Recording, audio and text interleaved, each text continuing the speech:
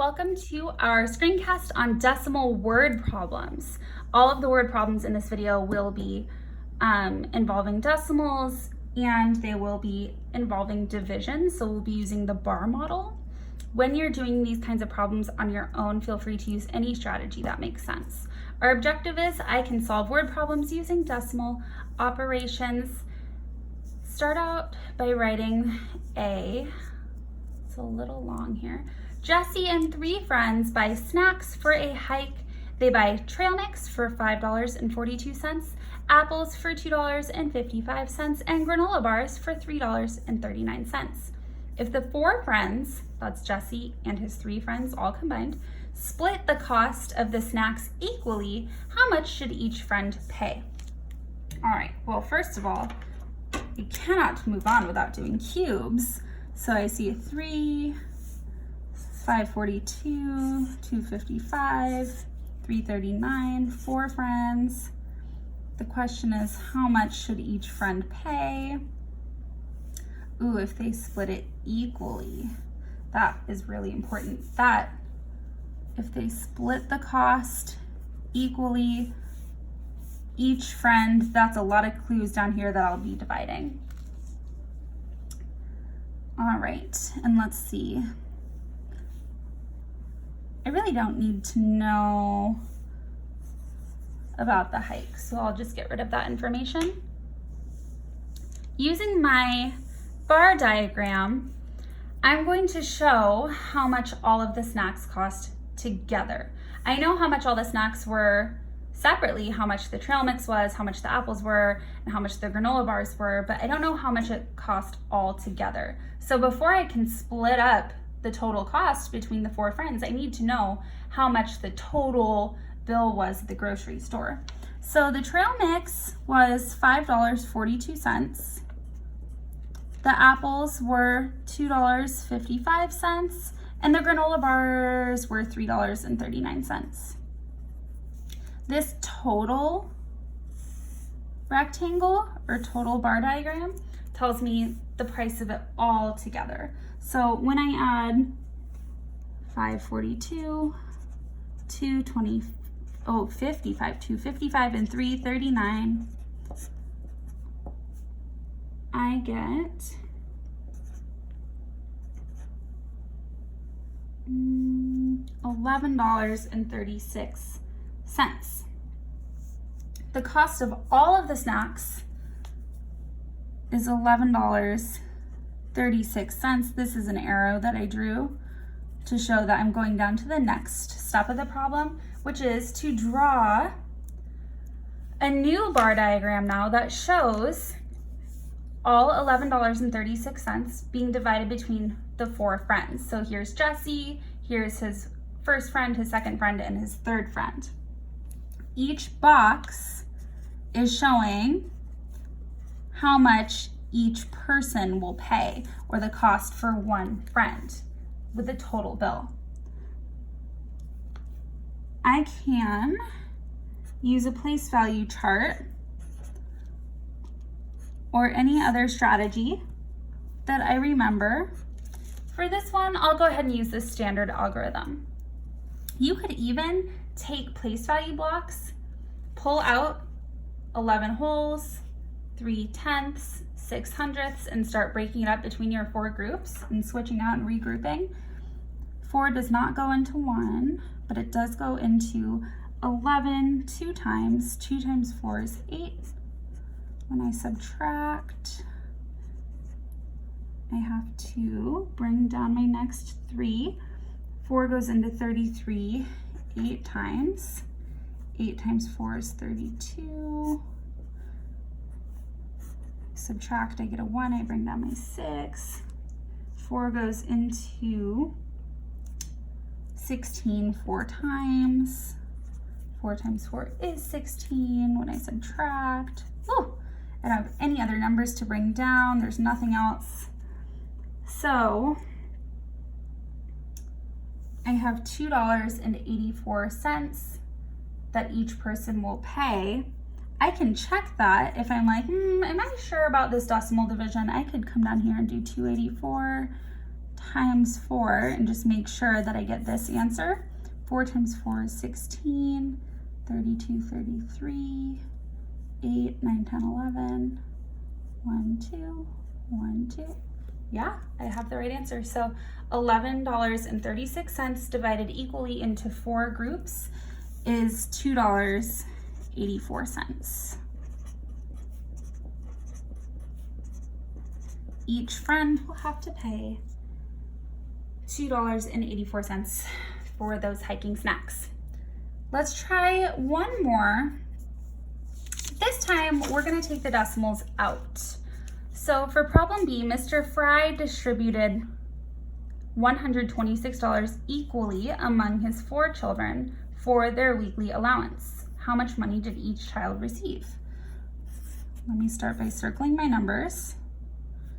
How much did each child receive? Distributed equally tells me that we're dividing. I really don't need to know that it's for their weekly allowance.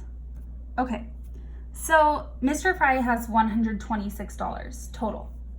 And he is a really nice guy, so he's going to split it up between each of his 4 children. So we will divide our bar into 4 equal parts. 1, 2, 3, 4. The question is, how much should each child receive? So what I don't know, or the unknown in the problem, is how much each child is receiving for allowance. I'll put a question mark inside one of those parts so that we remember that's our unknown. That's what we're trying to figure out. 4 of these units, when lined up all together, are equal to $126. So I can find the value of 1 unit by dividing 126 divided by 4. I can write that expression like that, 126 divided by 4. And when we divide that,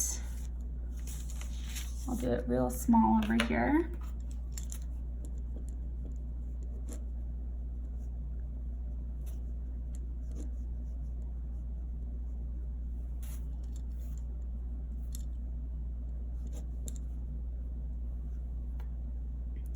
I am left with 31 and 2 over 4. Now, luckily, we're talking about money. So if 2 out of 4 is my remainder, he's not going to give his kid 2/4 of $1. He'll give it to them in quarters, right? So he'll do, or in change, $31 and 1/2 or 2/4 of another $1. So that would be 50 cents. So I know that this kid is getting $31.50, this kid's getting $31.50, this kid's getting $31.50, and this kid is going to get $31.50 for their weekly allowance.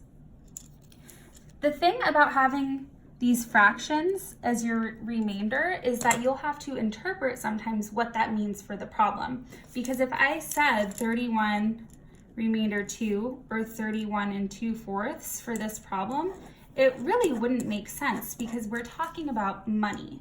So that's when you get to the end of each problem and you're checking, do I need to use estimation to make sure that this is correct? Did I keep all of my work nice, neat, and organized? Did I use precision and accuracy? That's when you're also checking, did I interpret what the remainder means? Here, it means money. So half of $1 more would be 50 cents. All right, and we have one more problem. And this time it is about cashews and pistachios. So Brandon mixed $6.80. Oh, I read that too fast because this is not dollars. LB. I know LB means pounds. We need to start reading this problem over. Brandon mixed 6.83 pounds. Brandon mixed 6 83/100 pounds of cashews with 3 57/100 pounds of pistachios. When you see LB in a problem, that's shorthand for pounds. Okay, so that makes more sense now. After filling up 6 bags that were the same size with the mixture, he had 3,500 pounds of nuts left. What was the weight of each bag? Okay, let's start by using our cube strategy because there's a lot of words and information in this. I'm going to circle my numbers, 6 bags. He had some left over. My question, what was the weight of each bag? All right, now I'm going through and looking for operation words. Mixed, that tells me adding.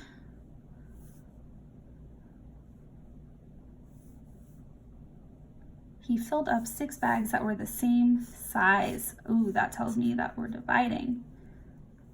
And he had some left over. Oh my gosh, they tell us that there's a remainder. Okay. So first I know Brandon mixed together cashews and pistachios in a big bowl. Then he took his mixture and he separated it into 6 bags. So think of it like he wanted a bag for Sunday, he wanted a bag for Monday, he wanted a bag for Tuesday, for Wednesday, for Thursday, until he had 6 bags. And then he had a little bit left over, but all of the bags had an equal amount. So that tells us that we're dividing. So to start off our bar diagram, I'm going to show this whole bar represents Brandon's cashews and pistachios. So this is the big bowl that he started mixing them in. He had 6.83 pounds of cashews and then added 3.57 pounds of pistachios. Okay, when I add those together, I'll get the total number of nuts that he had in that bowl, and I know that in the total mixture, he'll have 3,500 left over. So let's add to see what our total weight is for the cashews and the pistachios. 3 plus 7 is 10, 14. Okay, there were 10 and 40 hundredths pounds of nuts. My whole bar diagram shows 10 and 40 hundredths. This little section here is the 35 hundredths that were left over.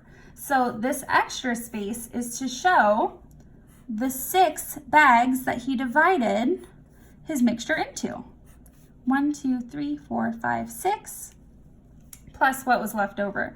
I want to know what was the weight of each bag, so that means each of these squares is telling me the weight